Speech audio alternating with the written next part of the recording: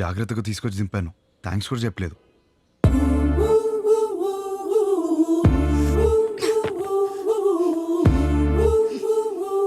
ఎవడ్రా నువ్వు?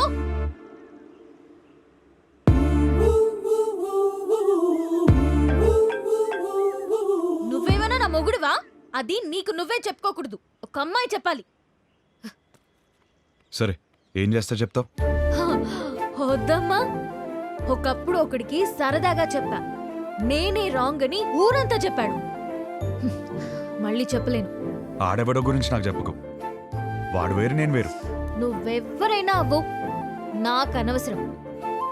నా పెళ్ళొద్దు, మొగుడొద్దు, మనుషులొద్దు, అసలు ఏ తోడు నాకొద్దు. Just leave me alone.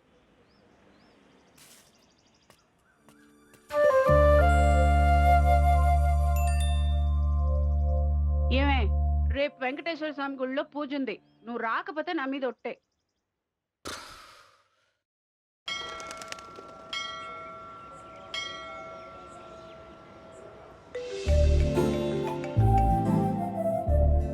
వచ్చినందుకు థ్యాంక్స్.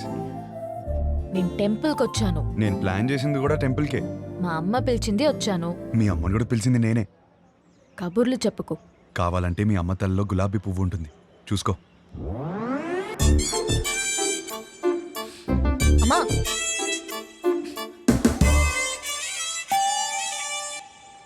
పంతులు గారు ఇచ్చింది అలా అది లోలాగాడిచ్చింది.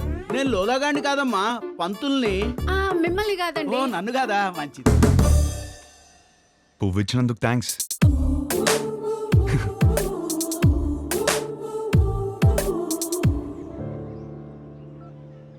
పంతులు గారు, కార్తీక పౌర్ణమి పూజ మా అమ్మాయి పేరు మీద చేయించండి. మంచి అబ్బాయి దొరకాలి. కార్తీక పౌర్ణమ?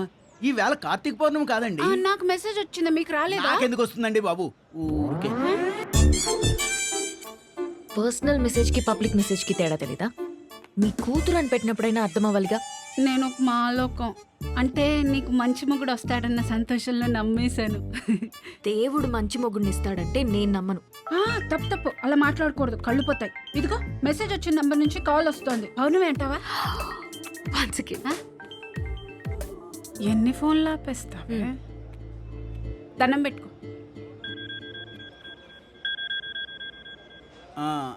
విభా, ధనంజయ గోత్రం. నీకు ఫోన్ అమ్మా. నేనే చేస్తానని చెప్పండి. వినబడినట్టుంది. ఏం చేస్తున్నావు? నిన్ను అర్థం చేసుకుంటున్నా. ఏం అర్థం చేసుకుంటున్నావు? నువ్వు చాలా కన్ఫ్యూజన్లో ఉన్నావు. నేను రప్పించానంటే నమ్మలేదు, పువ్వు అంటే తొందరపడ్డావు. అరే, కళ్ళు చూసుకుని మాట్లాడుకుందామంటే అవాయిడ్ చేస్తున్నావు.